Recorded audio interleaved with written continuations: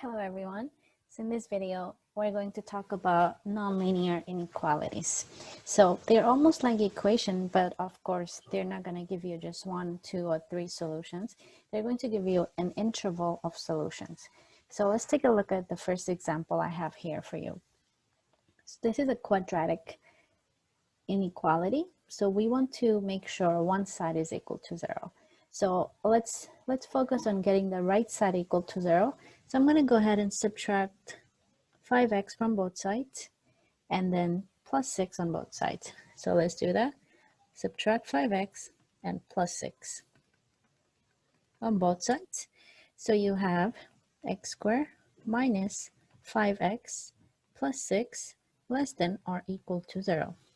So what we're really looking for is when the left side is going to be less than or equal to 0. What that means is we want negative intervals. So that's pretty much the idea. Once you test the interval, you want to select the negative intervals. So let's proceed. So go ahead and factor the left-hand side. So we can factor this into x minus 3 and x minus 2, because negative 3 times negative 2 will give us positive 6, and their sum will be negative 5. And we still have the inequality less than or equal to 0. All right, now we want to know when is this inequality is 0. So you want to know when is x minus 3 equal to 0. So this is going to be 0 when x is 3, and this is going to be 0 when x is 2. So next you want to do is you want to plot them on the number line. So let's call this the real line. And so we have 3 here. Well, let's put them in order. 2 here and 3 here. And then you want to put close circle on them because the inequality has equal to sign on the bottom. So you can include the endpoints. So there you go. So you're going to test 3 intervals. You're going to be testing what is the expression on this interval, and this interval. So you just pick a test value and plug it into this expression right here. So let's go ahead and test. So we are going to test, let's test 0 for this interval.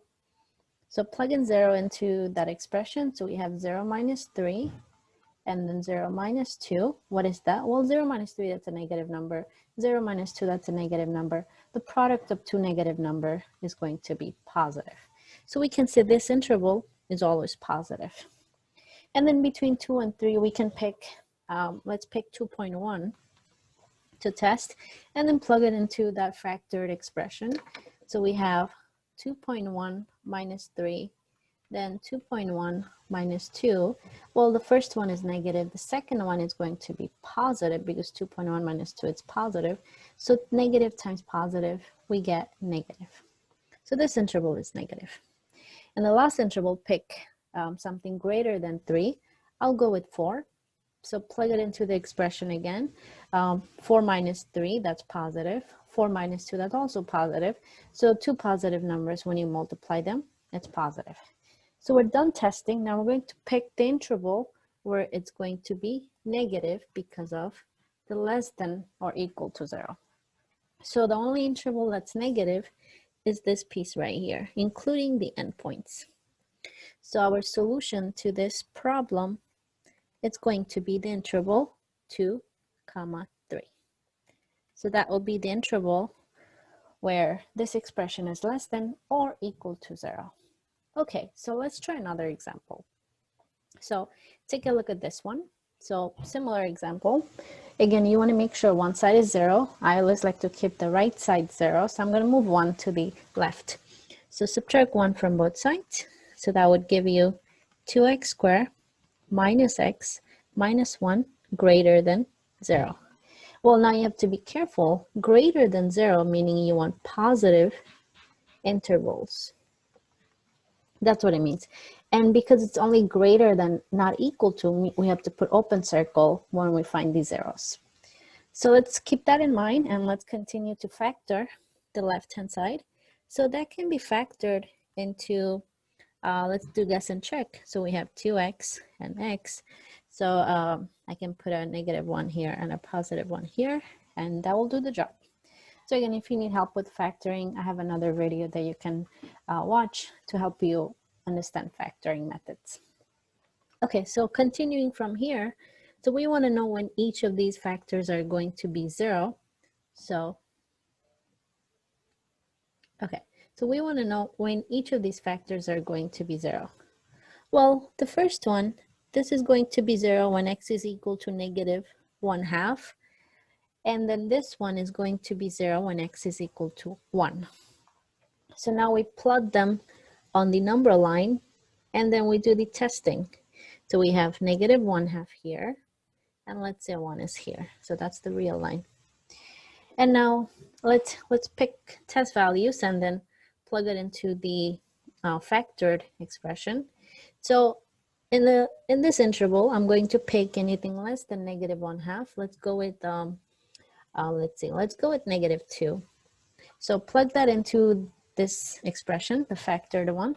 So we have negative 2 times 2, that's negative 4, plus 1, well, we get a negative number. And then negative 2 minus 1, we also get a negative number. So the product of two negative numbers is positive. So this interval is going to be positive. Next interval, between negative 1/2 and 1, I can pick 0. 0 is a nice number. Plug it into the factored expression. So we get 1 and minus 1. When you multiply them, you get a negative number. And the last one, we pick 2. So plug it into the expression again, you'll see you get positive number. So that you can do a mental check. You don't really have to write it down. So now let's decide which interval we're going to pick. So before we decide, we have to fix the endpoint. So because it's a strict inequality, meaning only greater than 0, we're going to have open circle at the endpoint. And now we're going to pick the interval. So we want the interval that is positive. So that's going to be this interval and this interval. So that will be the interval for this solution. So the solution for this problem, it's going to be 2 intervals. So we have negative infinity up to 1/2 open, union 1 to infinity. So that will be the solution for this inequality. All right, now let's try another example. Let's take a look at this one. So this one involves fractions, so that means we need to really take care of everything. So first thing you want to do, again, you want one side to be 0. So again, I'm choosing the right side to be 0. So subtract away 1. So that would give us 1 plus x over 1 minus x minus 1 greater than or equal to 0. So of course the inequality tells you you're going to pick when is this expression greater than or equal to 0. So we want positive intervals. Okay, and we're going to include the endpoints, but not the one from the bottom. So let's combine these two into the same fraction. So we're gonna have to use the idea of LCD. So let's write this over 1. The LCD is going to be 1 minus x, 1 minus x. So multiply the top and bottom of the second fraction. So let's go ahead and combine the top. So we have 1 plus x, and here I'm distributing negative 1 to the second fraction. I get minus 1 and plus x all over 1 minus x. Same denominator, greater than or equal to 0. Now on top we can combine the x's and you'll see that the 1's will cancel out. So we have 2x over 1 minus x greater than or equal to 0. All right, so that looks much simpler than what we initially were given. So now we need to find the zeros from the top and the bottom. So the top, when is that going to be 0? Well, when 2x is 0. So that is 0 when x is actually is equal to 0. Now what about the bottom?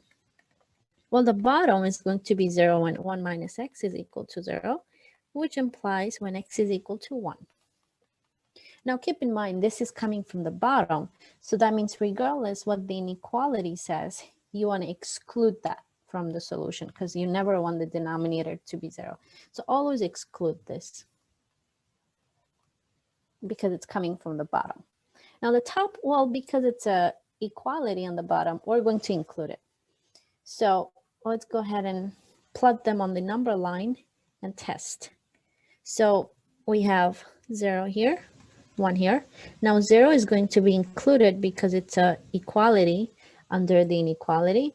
And then 1 is going to be open because it's coming from the bottom. Okay, now we need to pick test values and plug them into our fraction.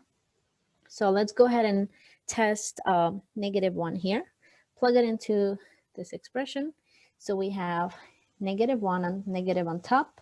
And on the bottom, we get positive. So negative divided by a positive number, the result is negative. Okay. Now, between 0 and 1, I can pick 0.5. So on top, I'm going to get positive. And on the bottom, I'm going to get positive. So two positive numbers, when you divide them, the result is positive. And the last one, let's pick 2. Nice and easy. The top is going to be positive. The bottom is going to be negative. So overall, it's going to be negative. All right, now time to decide. Well, we're going to pick positive interval. And that's only going to be this interval right here. So our solution to this interval, this inequality, it's going to be including 0 up to 1, but open at 1. So that will be the solution for this question.